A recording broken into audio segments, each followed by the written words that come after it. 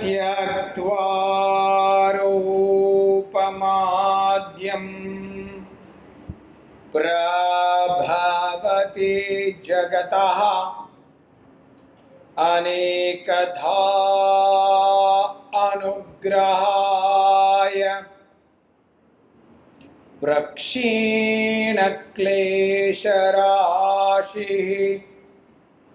विषमविषधरः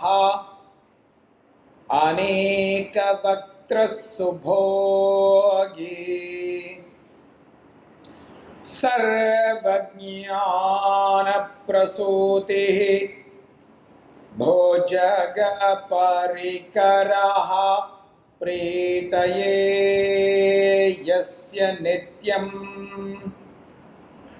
देवो हीशः सवो व्यात् सित विमलतनुः योगदो योगयुक्तः योगेन चित्तस्य पदेन वाचां मलं शरीरस्य च वैद्यकेन योपाकरोत्तं प्रवरं मुनीनां पतञ्जलिं प्राञ्जलिरानतोऽस्मि आबाहुपुरुषाकारं शङ्खचक्रासिधारिणं सहस्रशिरसं श्वेतं प्रणमामि पतञ्जलिं श्रीमते अनन्ताय नागराजाय नमो नमः। पातञ्जलमहाभाष्य चरकप्रतिसंस्कृतैः मनोवाक्कायदोषाणां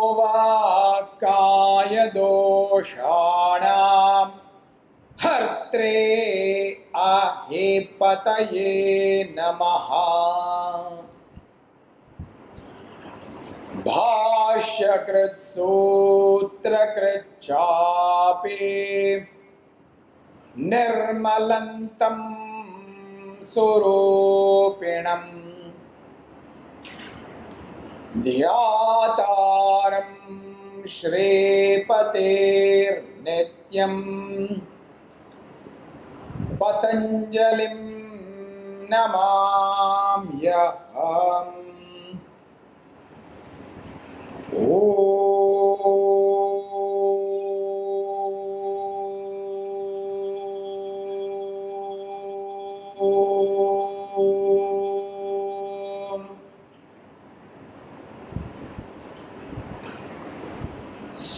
स्वस्वामि शक्योः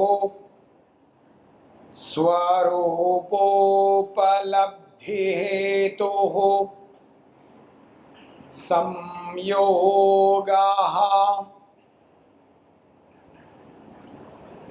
तस्य हेतुः अविद्या।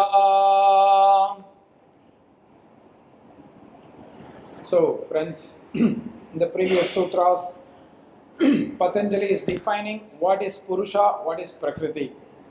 Prakriti he defines first. He says Prakriti is Prakasha Kriya Sthiti Sheelam Bhutendriyatmakam Bhoga Apavargartham Drishyam. So he defines what is Prakriti, that which is made of the three gunas, that which is made of elements and the senses, and that which is there for the purpose of bhoga and apavarga, that is what is Prakriti.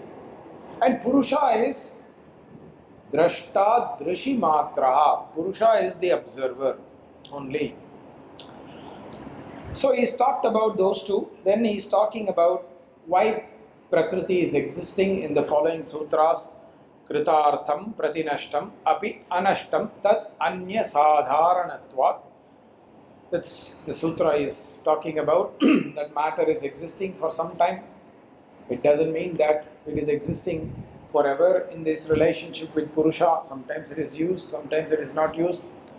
Once the purpose or dharma is finished, Purusha says bye-bye to Prakriti and moves on. And therefore, in the previous sutra also, Tadartha eva drishyasya atma is establishing who is the master, that Purusha is the master, not Prakriti. So he's talking about that.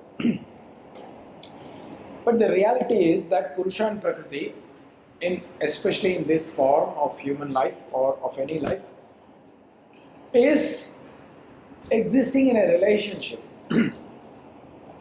The word used is samyoga, a very intimate relationship. Swaswami shaktyoho swarupa upalabdhi hetuhu samyoga. The word samyoga is a very powerful word. It means a very, very intimate relationship. The relationship which is not based only on, a superficial connection.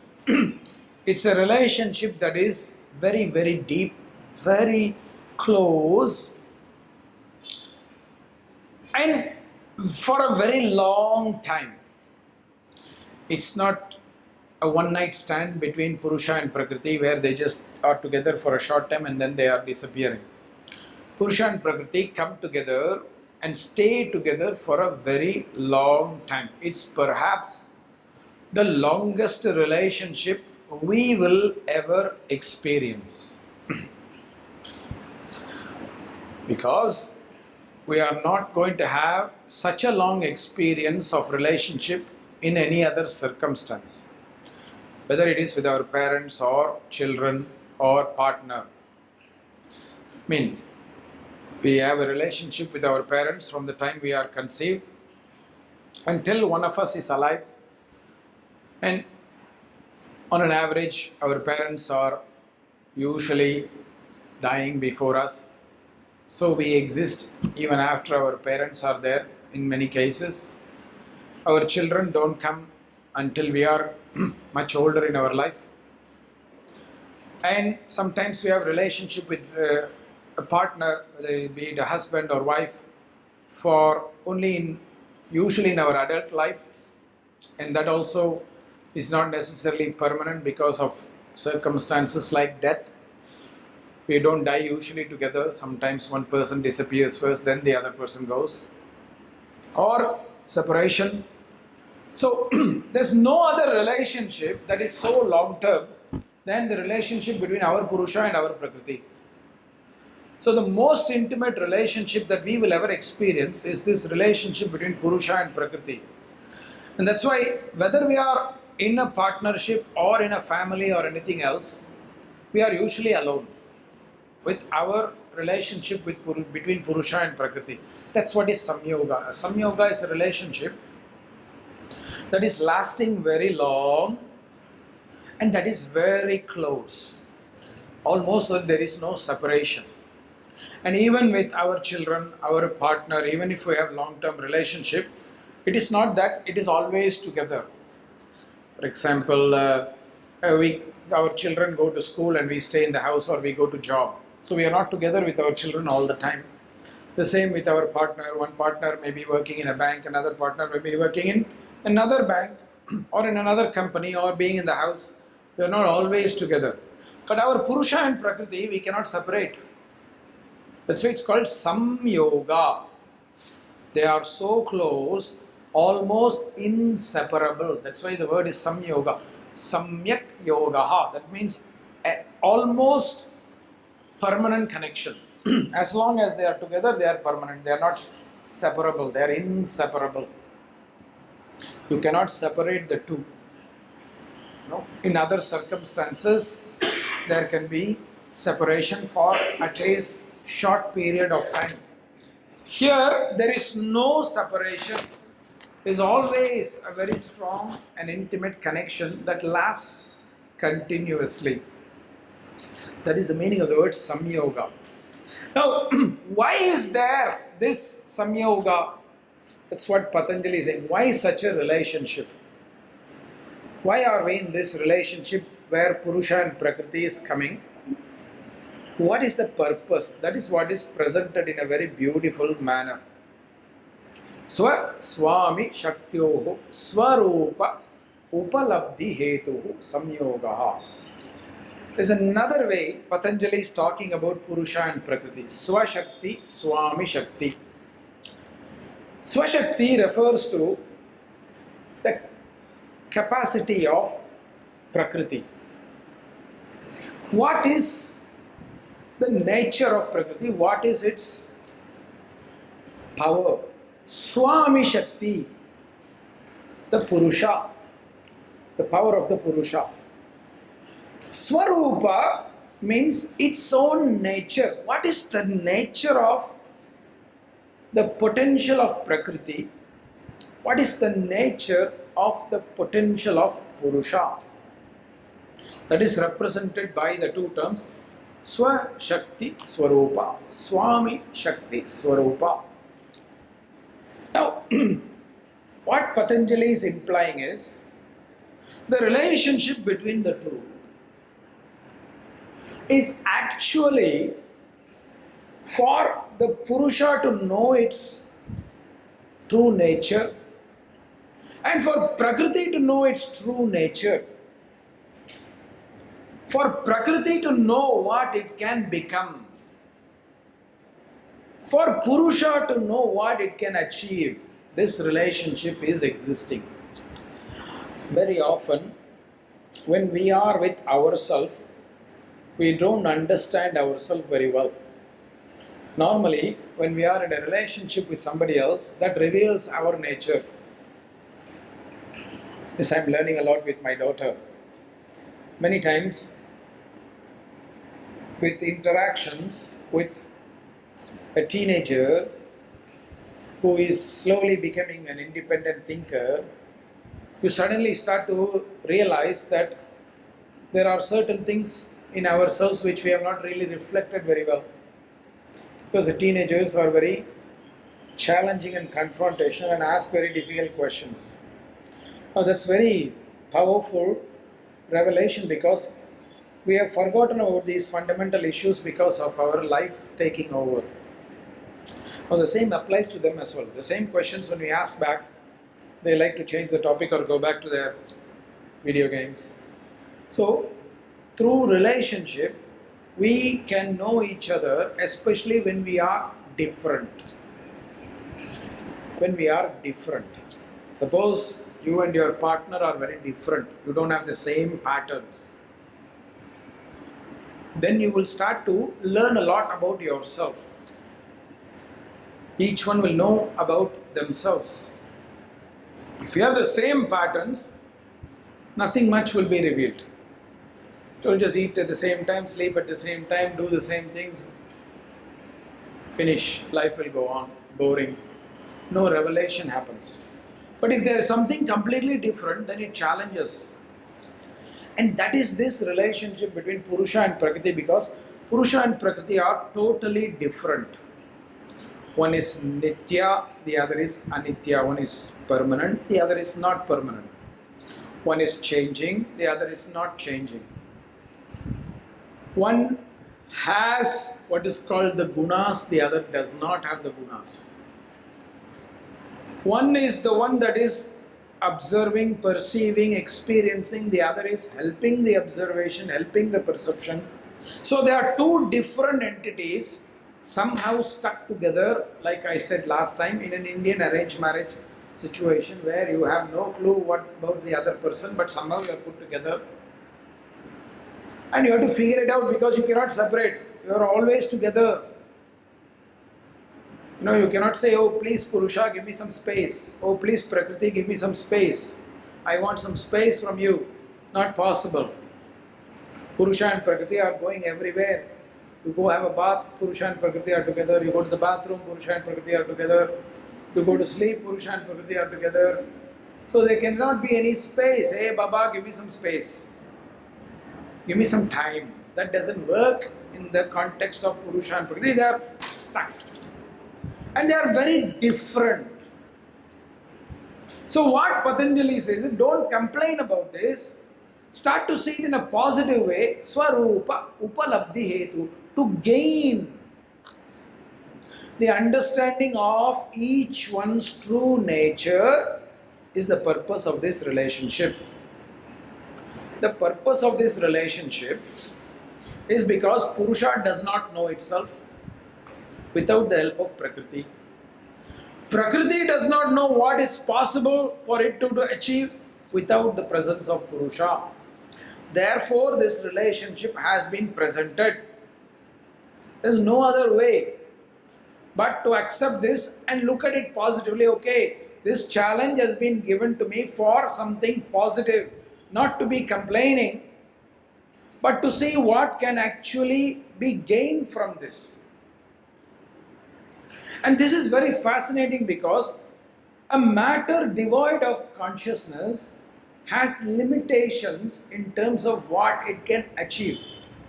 Please remember, if you study chemistry, whether it's nature or our body or vegetables and plants, we are all made up of the same elements of chemistry. We got carbon, we got hydrogen, we got oxygen, we got nitrogen. We have acid in our stomach, we have acid outside also. So acid in a chemical lab and acid in our belly can be the same chemically, biologically. But why is it that this acid in the stomach is able to digest food, but the acid outside is actually burning food? Because of the connection with consciousness. The matter that is in our body gets slightly different quality because of the connection with consciousness. We have carbon in our body, we have carbon outside also.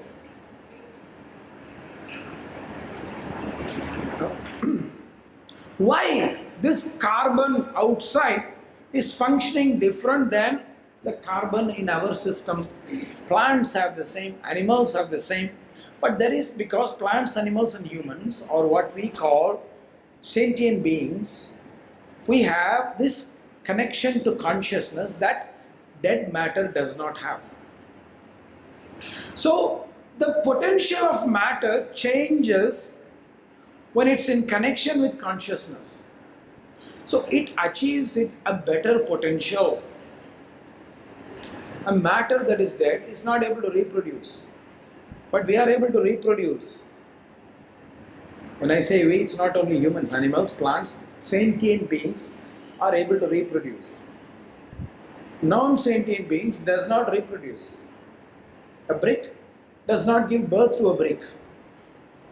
But an apple tree gives more apple trees, a pig gives more pigs, a cow gives more cows, humans create more humans. Why? Matter is the same. We are all made of the same elements of nature. The difference is consciousness, presence of Purusha. That changes the biology of matter. And that is what Patanjali is saying. Even the potential of matter is not fully known until the presence of consciousness, until the relationship with consciousness is manifesting. The same way, Purusha does not know its potential, its dharma, until it's in connection with matter, because it is able to achieve what it has to achieve through the relationship with matter. So that's why what we call the dharma, the swadharma of Purusha, or the swadharma of Prakriti, that Patanjali uses the word swarupa, its own nature, is not known until that relationship is established. And that relationship is established not by choice but by destiny. I don't even want to say chance. because it's not random. In Vedic school, this is not random. We say that this is based on what is called prarabdha karma or prachina karma. The karma of the past ancestors. For those who believe in ancestry, which is very straightforward, we all come from ancestors. And for those who believe in past life, past life. So this is what is called prachina karma or prarabdha karma, that is actually creating this relationship. So we are existing for a reason. We are existing for our reason. And until we find our purpose and express it, we will be frustrated. And this is a disease especially of humans. Animals and plants are very free from this because they know what they have to do. Nobody tells them what they should become. Nobody goes to a tomato plant and says, hey tomato plant, you have to become a tomato. We don't send our cat to university saying, cat, you go to university so that you become the best cat. Human beings are the only species that we don't know what we are supposed to do, and until we are able to find what we are supposed to do, we are going to be frustrated. We are going to be frustrated, we are going to be agitated, we are going to be in dukkham. We are going to be in dukkham. That's why Patanjali says, look at this connection in a positive way. Look at it as if it is a gift to know your true nature. That's why the next sutra is very significant. Tasya hetuhu avidya. Tasya samyogasya hetuhu avidya. The reason for this connection is avidya. Now, avidya, many people who don't know really very well the technical concepts of yoga translate it as ignorance. It's not just ignorance. I don't know Japanese is not avidya. I don't know quantum physics is not avidya, because I know I don't know. That's not the ignorance they are talking about. Avidya is a technical term. And often technical terms have to be interpreted in the context of that subject. The context of that subject. Now, in the context of Sankhya and Yoga philosophy, which are very close, avidya is very simply lack of knowledge of oneself. That the Purusha does not know what it should become, what is its dharma, what it should do, that is avidya. That Prakriti does not know what is its potential, that is avidya. Avidya is simply not ignorance. And this is the connection or clarity between what is called avidya and what is called viparyaya. See, viparyaya is a vritti. It's a mental activity of the mind that originates from avidya. Avidya is the cause. Viparyaya is the consequence. I don't know myself. I don't know my potential. So, I'm existing in a state of avidya. But I have to start living my life. So, my father or mother, they say, oh, go to university, you have to become an engineer. Study, it's very good, it will give you good salary. So, I believe them. And I start taking that decision of becoming an engineer. And I go to engineering school. Nowadays, very difficult. Mother and father pay a lot of money for the engineering schools, especially in India, we have to give donation to buy the seat. They spend a lot of money to get a seat. And I go to school, engineering school, and I start to fail in all the exams because my mind is not trained to be an engineer. My mind doesn't think like an engineer. So, but I am believing I am going to be an engineer because mother and father told me I have to be an engineer. So I've been brainwashed by parents, brainwashed by society, because they are telling you engineering is a good field now, gives good salary, engineers in demand. So I'm sitting in school and they are doing all these formula for construction. It doesn't go into this brain because my mind, my Prakriti, my mind, perhaps does not have the capacity to be an engineer. Maybe I was meant to be something else. Maybe I was meant to be a musician. Maybe I was meant to be an artist.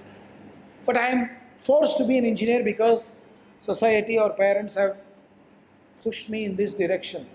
So I'm existing in this state and doing actions, the vrittis, believing that I will be an engineer. That is viparyaya. It's coming because I don't know my true potential. I don't know what I am supposed to be. I don't know. I listen to my parents. They say engineering good. Then I talk to my friends. I say, you know what, my mother and father are saying engineer, but I don't feel good. I'm not able to draw all these drawings. I'm not able to do all the formula. Friends are saying, somehow pass the exam. Engineering gives good salary. Somehow pass the exam. We'll help you. So they are also pushing me in the viparyaya because I don't know what I want to be. Now, if I knew what I want to be, I will not be there. I will not be there. I will say to my father or mother, sorry, I can't do it. I'll tell my friends, sorry, this is not my area of interest. Maybe my area of interest is to do music. Maybe my area of interest is to do arts. I cannot do this. This is my potential. Engineering is not my potential. I'll be very clear. But it's because I don't have that clarity. I'm existing in a state of viparyaya, misapprehension, thinking that this is possible or that is possible. And we are all governed by society as well. Think about it. Today, software programmer is one of the biggest jobs. Everybody wants to be a software programmer. Now, 50 years ago, this field did not exist. When my grandfather was a young man, software programming did not exist. So, what is our potential? What is our job? Sometimes we are brainwashed by what is existing in our times, which are all transitionary. They are not permanent. Now, nobody ever looks at it from a global point of view that, oh, I should care for people. I should help people in living better. Maybe I am supposed to be performing music. Maybe I am supposed to entertain people. People want to choose a profession. They don't want to choose a life. So that's what Patanjali is saying. We get trapped by Avidya and Viparyaya, that we don't really know. That's why we have this relationship as a gift to know ourselves. What is possible for you? What is not possible for you?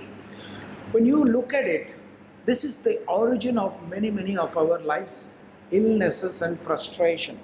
When there is no harmony between Purusa and Prakriti, there is conflict. Inner conflict. That conflict can create diseases of mental diseases like depression, anxiety, stress, all these kind of mental disorders. Or it can create physiological disorders because these conflict can affect our Vata, Pitta or Kapha, and because of Vata, Pitta or Kapha, it can create physiological disorders that are related with Vata, Pitta and Kapha. Just think about it. You are in a relationship that you don't want to be. You are in stress with another person. You don't want to be that. In relationship, you want to run away. You want to run away and be somewhere else. There's some people I know where they are in a relationship because, of course, our society has forced an arranged marriage. But the relationship works very well. Sometimes I ask, how does it work for you? They say, oh, sir, it's very simple, sir. My husband travels 9 months a year. Therefore, it works. So, because they're not together, it works. So, sometimes we find escape, consciously or unconsciously. The husband may not really want to travel, but he or she wants to escape subconsciously. Therefore, he searches a job that is involving travel because they are put together. But we love to brainwash ourselves and say, oh, it's working. The same can happen with our job. Same can happen with many other circumstances. The same is happening between Purusa and Prakriti. When that harmony is not there, when they are not moving in the smooth direction, it creates illnesses. Think about it. Animals or plants, before human interference, did not have serious diseases. Except maybe when they bite each other, and then there is open wounds, there is bacteria, virus, those kind of things. But they did not have psychological disorders like we have created for them. I have some students who are veterinarians, and they are always saying many of the animals' problems are basically the problems of their owners.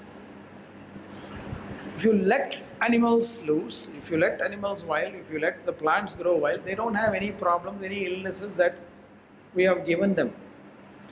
But why is it that we have? Because we are not really in connection with our true nature. We always want to be impressing another person. That's why Patanjali has chosen this very particular word. Swa Swami Shaktyoho Swarupa Upalabdhi Hetuhu Avidya. Swarupa Upalabdhi Hetuhu Samyogaha Tasya Hetuhu Avidya. When you go back earlier in the second chapter, there are the kleshas that are defined. When the kleshas are defined, there is a particular way in which Patanjali defines asmita. Dhrit darshana shaktyoho ekatmata iva asmita. There is a confusion between Purusa and Prakriti that is called ego. Because the Purusa takes the identity of Prakriti instead of having its own identity. So Patanjali's point of view, Sankhya's point of view, Yoga's point of view, and many other traditional spiritual schools like Buddhism, Jainism, etc., they all come to the same conclusion that the biggest problem for us is our asmita, the ego or identifications. We build a structure that does not fit us. And then we struggle to fit into that structure, both literally and metaphorically. Both literally and metaphorically. Even think about simple thing like clothes. Now we have ready-made clothes, and they are numbered with sizes 1, 0, 1, 2, 3, 4, 5, 6. The size that most people want to wear is a 0. But the size that most people can actually wear is 4 or 6. But all the models are size 0. So we create a structure and we want to fit that. It's very tight. It's very tight. So we struggle. Rather than try to fit clothes that fit us, we struggle to fit into that size that are predetermined. That's the conflict between Purusa and Prakriti as well. The ego structure is telling Purusa or Prakriti, here's what you should do, here's what you should do, here's what you should fit. But Purusa and Prakriti may not fit that. Your mind cannot be an engineer's mind unless your mind has that capacity for being an engineer. Not everybody can become a musician, an artist. It's not possible. Just because, I like artwork of some great artist, I cannot say, I want to become the artist. I can't do artwork. I will have maybe my Prakriti does not allow that. So I have to do something that my Prakriti allows. The same way I have to do something that my Purusa is destined to do. It has got the capacity to achieve. Otherwise, when we create this conflict, we are creating disease. That's very, very fascinating because the word vyadhi The word vyadhi for disease is actually coming from the origin of a disconnection. You are disconnected from yourself. You don't know what you want to do. You don't know what you should do. What is your potential? And you are disconnected from that. You're trying to find some solution in other things. It's not going to work. You have to reconnect with your true nature. This is very contrarian to how modern world is functioning. We all are asked to fit into homogeneous boxes. And this technology is making it more and more difficult. One person wants selfie, everybody wants the same selfie. It's complicated. One person likes something, everybody wants to imitate the same. We are always trying to find solution through outside, but not what is truly within our nature. That's where there is conflict. The Purusa and Prakrti are struggling. They are in a dysfunctional relationship already by nature because they are very different. Add to that, they don't know what to do. They don't know what to do. Purusha wants one thing, Prakriti wants one thing. And society is telling the ego wants another thing, saying do this, do that. In India we always say, oh, do this for the family name. Be an engineer, it will be good for our family name. 3 children are there. One child should be an engineer, one child should be a doctor, one child should be a lawyer. So we are covered.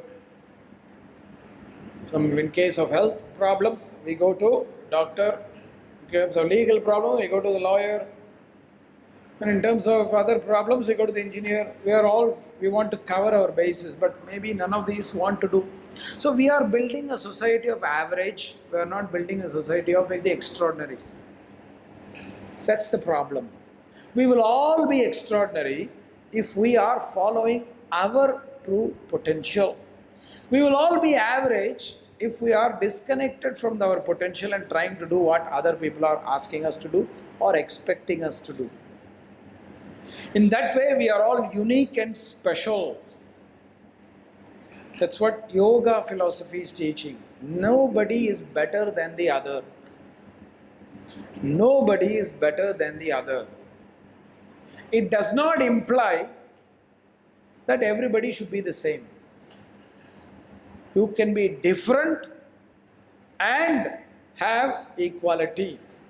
Equality does not mean everybody has to do the same thing. Everybody has to be the same. We all have equal opportunity, equal rights to blossom into our potential. Now think about it in a very simple manner.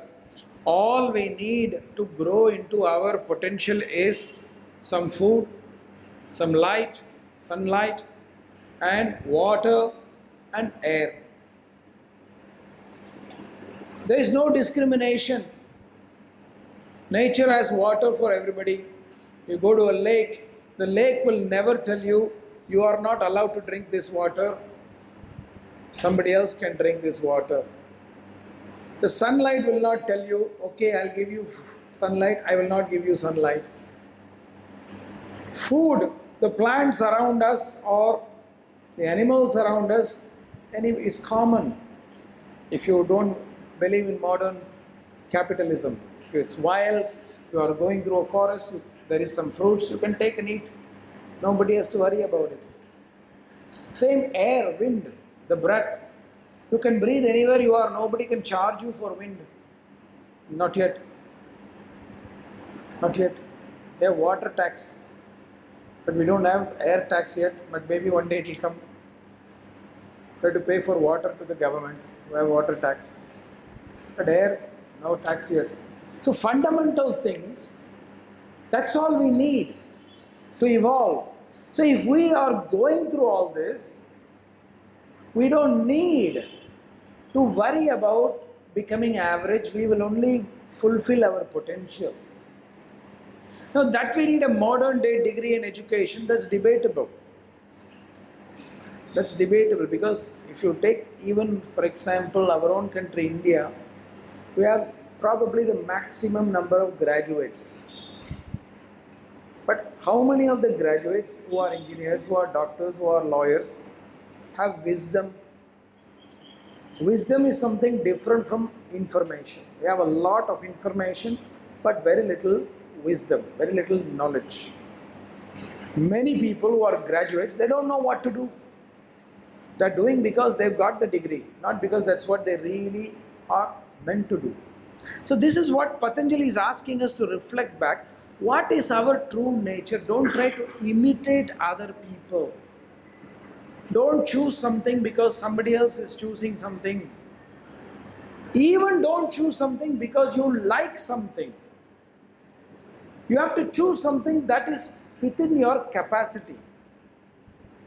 I'm very short.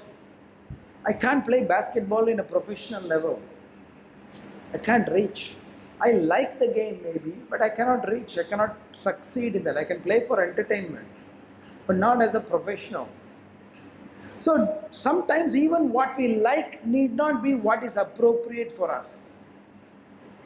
That's why what we have to choose is what is appropriate in so many dimensions. This is what Ayurveda also says. Don't eat food you like. Eat food that is appropriate to your constitution. Because if you choose something you like, that is what you will constantly have. That may or may not be healthy.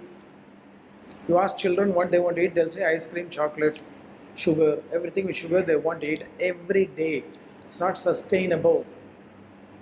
Same way, what we like, we can't keep doing every day.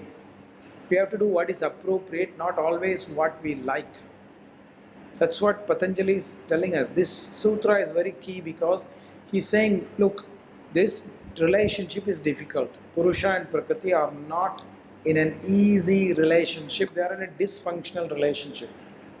But stop complaining about it. See what is the positive about it. The positive is both Prakriti and Purusha can find their potential. They can find their true potential. And that is what is the sutra. Swaswami Shaktyoho Swarupa Upalabdhi Hetuho Avidya Tasya Hetuho Avidya. This two coming together is because of Avidya, because they don't know what to do. So somehow they have come together. They are like two lost souls. Like you are going to travel, you don't know where to go. Let's say you come to Chennai, you want to do the course in our school, but you have not come to India before.